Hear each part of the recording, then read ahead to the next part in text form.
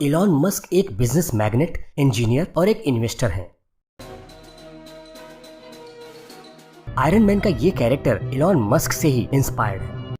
Elon रीव Musk का जन्म 28 जून 1971 में साउथ अफ्रीका के प्रिटोरिया सिटी में हुआ था। उनके डैड एक इंजीनियर और मॉम एक मॉडल थी। जब इलॉन 9 साल के थे तब इनके मॉम डैड डिवोर्स लेके अलग हो गए और इलॉन अपने डैड के साथ ही प्रिटोरिया सिटी में रहने लगे। उनके डैड साउथ अफ्रीका के रहने वाले थे और मॉम कनाडा की रहने वाली थी। इलॉन शर्मीले किस्म के लड़के थे और उनका इंटरेस्ट किताबों में बहुत था। उन्होंने 12 साल की ही उम्र में कंप्यूटर प्रोग्रामिंग लैंग्वेज सीख ली थी और अपने कंप्यूटर पर उन्होंने बेसिक प्रोग्रामिंग लैंग्वेज में एक गेम भी डेवलप किया जिसका नाम था ब्लास्टर। उन्होंने जो कंप्यूटर गेम बनाया था वो इतना अच्छा था कि उसको एक कंपनी ने $500 में खरीद लिया। उन्होंने प्रोग्रामिंग लैंग्वेज किसी कंप्यूटर इंस्टीट्यूट या किसी स्कूल में नहीं बल्कि कुछ किताबों को पढ़कर सीखा था। 1989 में जब वो 17 साल के थे उन्होंने हाई स्कूल की पढ़ाई पूरी कर ली और उसके बाद वो अपनी माँ के पास कनाडा चले गए, जहाँ उन्होंने क्वींस यूनिवर्सिटी में एडमिशन लिया। कनाडा में इलॉन ने कई छोटी मोटी नौकरियां भी की, यहाँ तक कि उन्होंने नाली साफ करने की भी नौकरी की। 2 साल के बाद वो कनाडा से यूएसए की यूनिवर्सिटी ऑफ पेंसिल्वेनिया चले गए, जहां उन्होंने वॉटसन स्कूल से इकोनॉमिक्स की डिग्री और college of arts and sciences से फिजिक्स की डिग्री हासिल की। उस समय मार्केट में इंटरनेट आ चुका था और इलॉन को इस बात का अंदाजा लग चुका था कि फ्यूचर में इंटरनेट बहुत आगे जाएगा। उसके बाद उन्होंने 1995 में अप्लाइड फिजिक्स और मटेरियल साइंसेज में स्टैनफोर्ड यूनिवर्सिटी कैलिफोर्निया से पीएचडी करना शुरू किया। इलॉन मस्क को लगा कि पीएचडी करने में अब उनको कोई फायदा नहीं है और ये सोचकर वो 2 दिन में ही पीएचडी की पढ़ाई छोड़ के बिजनेस के क्षेत्र में उतर गए और अपना पूरा फोकस इंटरनेट पर लगाया। 1995 में जब इलॉन मस्क 24 साल के थे उन्होंने अपने भाई किम्बे मस्क और अपने डैड से मिली पैतृक संपत्ति से एक कंपनी Zip2 की शुरुआत की।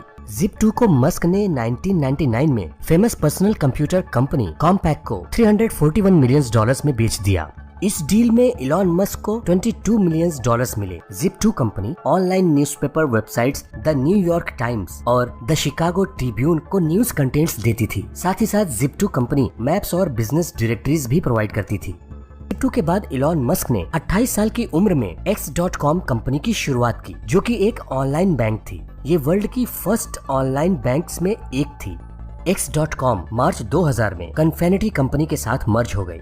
पेपाल, आपने पेपाल का नाम सुना होगा। पेपाल कन्फिनिटी कंपनी का ही एक प्रोडक्ट था और बाद में कन्फिनिटी कंपनी का नाम चेंज करके पेपाल कर दिया गया। पेपाल को ईबे ने $1.5 बिलियन में अक्टूबर 2002 में खरीद लिया।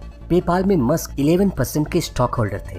पेपाल बेचने के बाद उनको $hundreds of millions मिले। उन्होंने अब तक जो कुछ भी कमाया था उसको कई कंपनियों में लगा के वो लॉस एंजलिस चले गए और रेंट पर एक घर लेके रहने लगे। ये बहुत बड़ा रिस्क था, वो बर्बाद भी हो सकते थे, लेकिन उनको अपने प्लान और अपने माइंड पर पूरा भरोसा था और रिस्क लेने को भी तैयार बैठे थे वो। लेकिन उनकी सोच सही साबित हुई और जो पैसा उन्होंने कई कंपनियों में लगा दिया था उससे उनको रिटर्न बहुत अच्छा मिला और उस पैसे को उन्होंने लगाया स्पेस एक्स और टेस्ला कंपनीज में। मई 2002 में स्पेस एक्सप्लोरेशन टेक्नोलॉजीज कॉर्पोरेशन, जिसको स्पेस एक्स भी कहते हैं, कंपनी को बनाया, जिसके वो सीईओ और लीड डिजाइनर थे। स्पेस एक्स कंपनी का काम था रॉकेट्स बनाना जो सैटेलाइट्स को स्पेस में डिलीवर करे और पृथ्वी के लोगों को दूसरे प्लैनेट्स पर बसाए।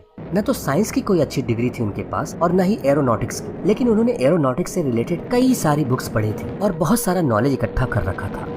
उनके पास रॉकेट्स बनाने की कोई टेक्निक्स नहीं थी और रॉकेट्स खरीदने के लिए वो रूस गए, लेकिन वहाँ पर उन्होंने देखा कि रॉकेट्स की प्राइस बहुत थी जो वो अफोर्ड नहीं कर सकते थे, इसलिए उन्होंने खुद से रॉकेट बनाने की सोची। स्पेस एक्स कंपनी ने 3 रॉकेट्स बनाए, लेकिन तीनों रॉकेट्स स्पेस तक नहीं पहुँचे और क्रैश हो गए। लगातार 3 अनसक्सेसफुल अटेम्प्ट्स ने इलॉन मस्क को कंगाली के कगार पर लाके खड़ा कर दिया। ये एक बड़ा कदम था जिसको आज तक किसी प्राइवेट कंपनी ने नहीं उठाया था।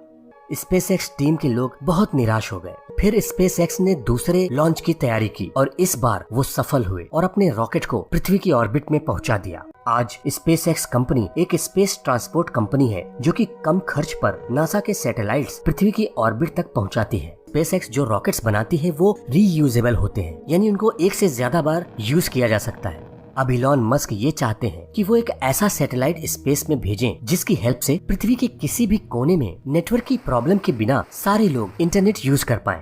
2003 में ही वो टेस्ला कंपनी के को फाउंडर, सीईओ और प्रोडक्ट आर्किटेक्ट बने। Tesla Motors innovative electric sports cars बनाती है जो अफोर्डेबल भी हो। टेस्ला इलेक्ट्रिक कार के मार्केट में सक्सेस हुई, जबकि दूसरे बड़े मैन्युफैक्चरर्स इसमें फेल हो चुके थे। टेस्ला कंपनी बैटरी प्रोडक्ट्स और सोलार रूफ्स भी बनाती है। इलॉन मस्क टेस्ला कंपनी के प्रोडक्ट्स के डिजाइन, प्रोडक्ट डेवलपमेंट और इंजीनियरिंग को देखते हैं। स्पेसएक्स एंड टेस्ला दो नई इंडस्ट्रीज में एंटर करना उनके लिए एक कठिन लड़ाई से कम नहीं था। आज उनकी इन दोनों कंपनियों की कीमत बिलियंस ऑफ डॉलर से कम नहीं है। का मकसद आपको ये बताना नहीं है कि इलॉन मस्क ने कौन सी कंपनीज खोली, बल्कि ये बताना है कि इलॉन मस्क के विचार क्या है, ताकि आप उनकी जिंदगी से कुछ सीख सकें।